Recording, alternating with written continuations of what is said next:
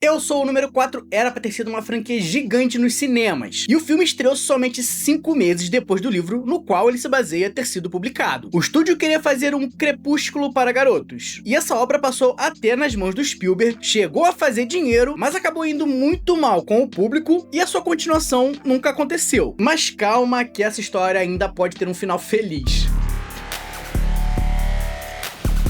Oi galera, eu sou o André Con, seja muito bem-vindo ao Conversando, e se você até hoje não superou o cancelamento de Eu Sou o Número 4 e continua bem triste com o esquecimento de uma obra que tinha muito potencial, se aproxime porque hoje a gente vai conversar sobre como é que essa injustiça toda aconteceu. Como é que uma saga que tinha uma história bem interessante e potencial para ser dominante nos cinemas acabou sofrendo com a ideia genial do estúdio de querer fazer um crepúsculo para meninos e flopou imensamente nos cinemas. Vamos ver como é que tudo isso aconteceu agora.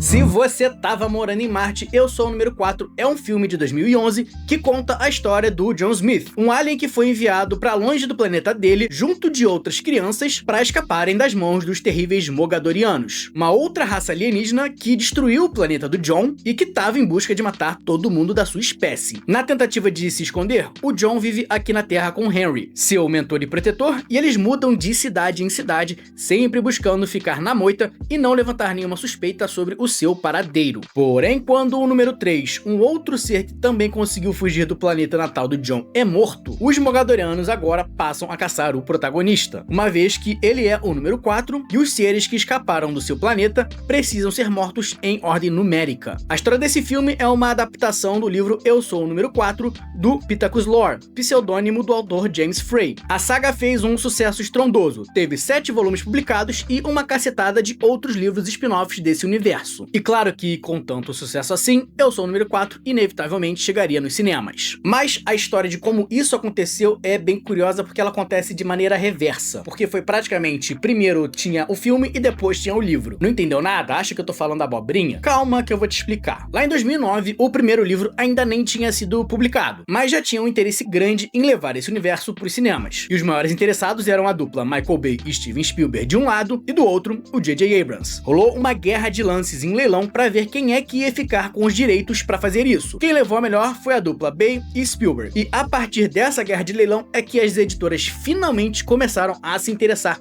em publicar o livro do James Frey. Completamente anti-intuitivo, mas foi assim que aconteceu. E não só isso, essa guerra ali de apostas em leilão para fazer a adaptação foi tão importante que chegou a ter influência na própria escrita do livro. O James Frey contou que as espadas mogadorianas foram criadas daquela forma depois de conversar com o Spielberg, que disse para ele que ele ia precisar de algo para merchandising. Abre aspas pro autor falando sobre como as espadas eram incomuns. Adicionamos isso depois que o Spielberg nos disse que precisava de coisas para vender.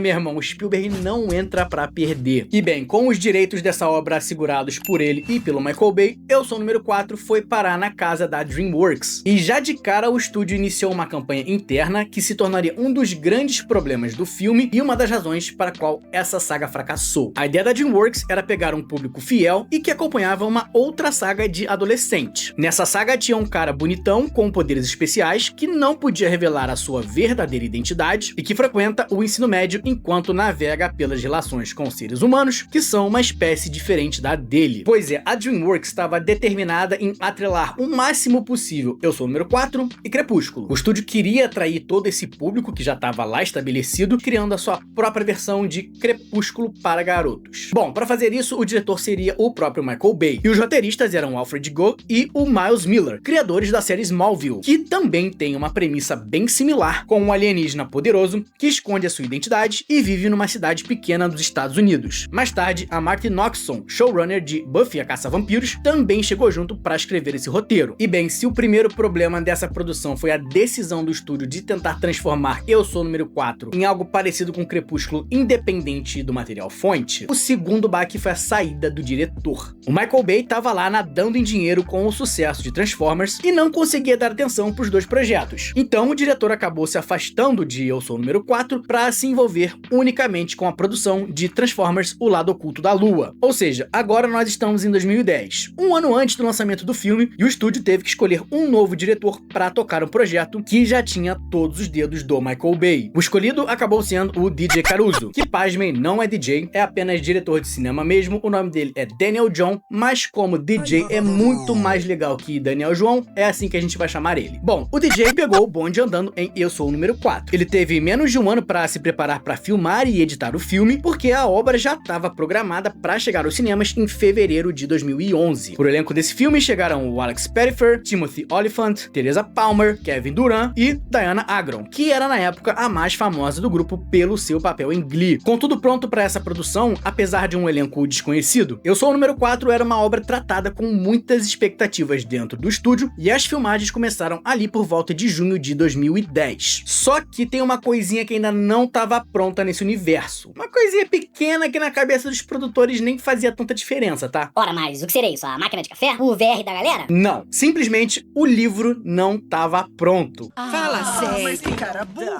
Pois é, gente. Esse projeto foi tão atropelado, foi tão apressado, que o material fonte no qual o filme deveria se basear sequer estava pronto quando as filmagens começaram. O livro só foi ser publicado em agosto de 2010, sendo que em maio a fotografia para o filme já tinha começado e em junho as câmeras já estavam rodando. Em setembro daquele ano, ou seja, um mês depois dos livros chegar nas prateleiras, já tinha até trailer rodando, e em fevereiro, 5 meses depois da publicação do material fonte, o filme já estava estreando no cinema. Foi uma produção alucinadamente apressada que inclusive gerou perguntas do tipo: da onde veio esse filme? Isso aqui até me lembra um pouco Game of Thrones em dada proporção, mas lá pelo menos quando a produção começou, eles já tinham 5 livros para basearem a série. O problema foi que depois não tinha mais material fonte, porque o George Martin se aposentou e não avisou a ninguém, e os produtores tiveram que inventar como é que ia terminar. E provavelmente eles pegaram muita coisa que estava na cabeça do autor e tacaram na tela. Mas uma coisa é quando uma ideia tá na cabeça de uma pessoa e outra é quando ela vai pra prática, quando ela vai pro papel. Não é porque o escritor tinha uma ideia, um norte de pra onde ele ia seguir com a história que ele necessariamente vai fazer aquilo quando ele escrever. Então, se você aí que é fã de Eu Sou o Número 4 e viu um monte de coisa que não faz sentido e se revirou vendo a quantidade de coisa errada ou completamente incoerente com o que tá nos livros, como foi o caso da minha esposa que quase não sobreviveu assistindo esse filme, tá aí uma das grandes razões do porquê isso provavelmente aconteceu. Esse filme não segue muita coisa do seu material fonte, provavelmente porque esse material fonte não tava ali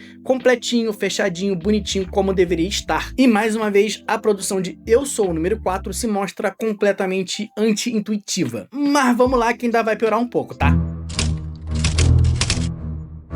Gente, eu sei que todas essas sagas parecem que queriam copiar Crepúsculo ou Harry Potter nessa época, e às vezes até chega a ser repetitivo eu falar isso aqui, mas cara, é verdade. Parecido com o que aconteceu em Instrumentos Mortais, que aliás tem vídeo aqui no canal, Eu Sou o Número 4 foi intencionalmente criado para ser atrelado a Crepúsculo, por parte da DreamWorks, tá? Não por parte do autor que escreveu o livro. E se você pegar os trailers desse filme, você vai ver que, com exceção do começo daquele primeiro trailer lá de setembro de 2010, que foca ali um pouquinho mais na ação, bem ao estilo Michael Bay, o resto todo desse material promocional e dos outros trailers que foram lançados focam principalmente nas dinâmicas de ensino médio, em como o John é misterioso e bonito, nas cenas sem camisa e até o John correndo pela floresta acontece aqui. O que pra mim não faz o menor sentido, porque tudo o que tem de mais interessante nessa saga é exatamente o que não tem em Crepúsculo. Bom, toda essa estratégia do estúdio de criar um novo Crepúsculo provavelmente interferiu até no trabalho do diretor DJ Caruso. Numa entrevista falando sobre o filme na época, ele chegou a dizer que, na opinião dele, em geral, são os departamentos de marketing que acabam ofuscando a visão criativa de quem tá trabalhando diariamente no set. E assim, gente, ele não disse exatamente que tinha pressão do marketing ou de pessoas acima dele, dando pitacos para dar ênfase nos aspectos desse filme que se associem a Crepúsculo. Mas, se a gente pegar todo o histórico do que rolou até aqui e juntar Lé concreto, dá pra gente assumir que alguma coisa rolou nesse sentido. Bom, e essa estratégia toda valeu a pena? A gente sabe que esse filme não gerou nenhuma sequência nos cinemas, mas Eu Sou o Número 4 até que conseguiu fazer uma grana. Não foi muita grana, é verdade, mas também não deu prejuízo. O filme teve um orçamento de 60 milhões de dólares e arrecadou na sua totalidade 149 milhões. Como de maneira geral um filme precisa fazer de 2 a 3 vezes o seu orçamento inicial para começar a dar lucro, Eu Sou o Número 4 acabou ficando naquela prateleira de filmes que deram algum lucro, mas não foi muito significativo. E sendo um lucro pouco significativo, aparentemente isso não foi o suficiente para encorajar os executivos a darem continuidade a essa franquia. Bom, vamos falar agora de como esse filme foi recebido, porque aqui é onde o filho chora e a mãe não vê. Eu Sou o Número 4 não foi nada bem recebido pelos críticos. Ele tem 32% de aprovação lá no Rotten Tomatoes, e em relação ao público ele foi um pouco melhor, 57%. Os fãs do livro foram os primeiros a atacar pedra, porque apesar do filme seguir uma linha coesa dos acontecimentos do livro até certo ponto, algumas coisas muito importantes foram deixadas de lado para dar ênfase nas vibes de romance e do ensino médio. Os dois maiores exemplos disso são o treinamento com o Henry, que simplesmente não existe nesse filme, e que acabou sendo trocado por cenas do protagonista correndo pela floresta, provavelmente para emular você já sabe o que, e a caixa deixada pelos pais do John, que a gente no filme fica sem saber o que é. Enquanto no livro tem todo um desenvolvimento sobre o que é esse objeto e como ela desenvolve o personagem principal e o passado dele. Algo que me parece que foi deliberadamente excluído desse primeiro filme para deixar para ser explorado numa possível sequência, porque afinal, para que você iria me apresentar algo no filme que você simplesmente não vai usar para nada nessa obra? Não me apresente algo no seu filme, especialmente no começo, como é esse caso aqui, que você vai me dizer: Olha, essa caixa é importante, presta atenção nela. E nunca mais vai tocar nesse assunto. Porém, vou te falar uma coisa. Eu não achei o filme tão ruim assim, não. Como eu não li o livro, tudo o que eu tenho para dizer é baseado nesse filme enquanto obra singular, tá? E eu acho até um filme divertido, mas o que mais me dói nele é o claro potencial desperdiçado. Porque com essa ideia genial de querer fazer dessa obra um novo Crepúsculo para garotos, Eu Sou o Número 4 sequer teve a chance de se estabelecer como um universo próprio com as suas próprias pernas. E o filme tinha muita coisa interessante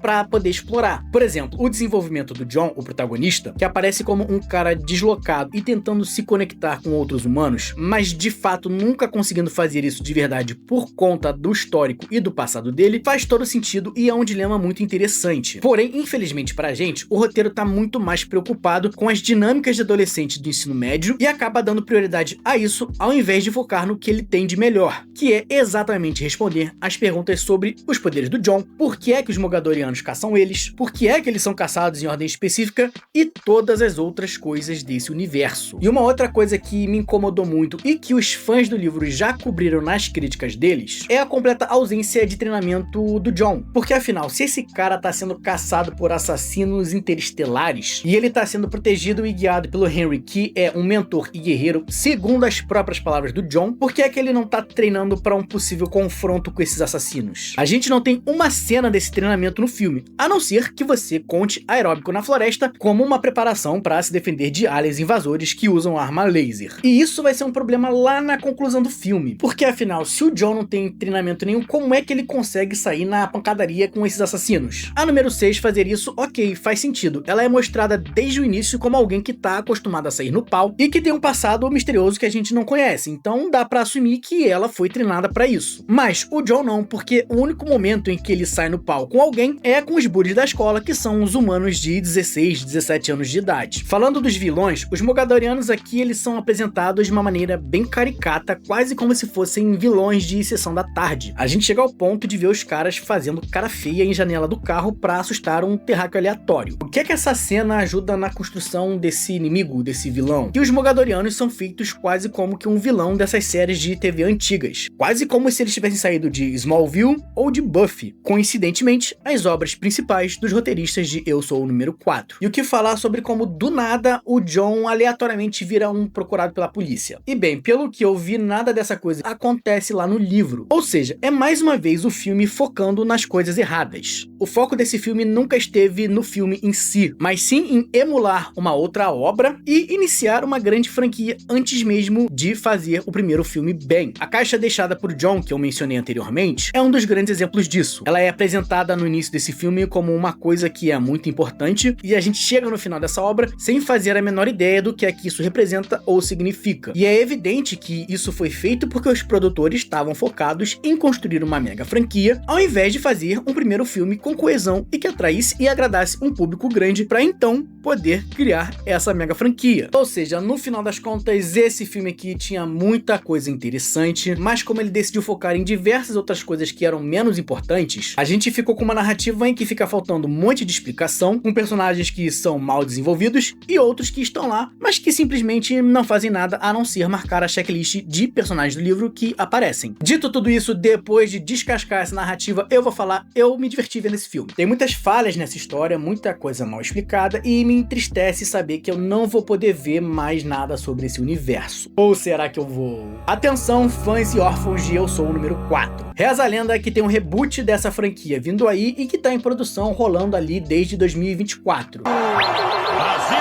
Quem confirmou isso foi o próprio autor da saga e agora o que resta é a gente esperar para ver se realmente vai acontecer ou se vai morrer na gaveta de Hollywood. No fim das contas, Eu Sou o Número 4 tinha muito potencial, uma história bem interessante e planos para uma grande sequência de filmes, mas por conta de uma produção completamente apressada, um roteiro criado antes mesmo de ter o material fonte completo disponível e a vontade do estúdio de fazer desse filme um crepúsculo para garotos, essa saga acabou sendo sabotada e não conseguiu agradar o seu público-alvo e nem fazer dinheiro o suficiente para poder garantir as sequências planejadas. Antes de você, deixa aí nos comentários o que é que você achou dessa parada toda. Tu curtia Eu Sou o Número 4? E será que se esse reboot sair do papel dessa vez os caras acertam? Valeu, gente, um abraço e até a próxima!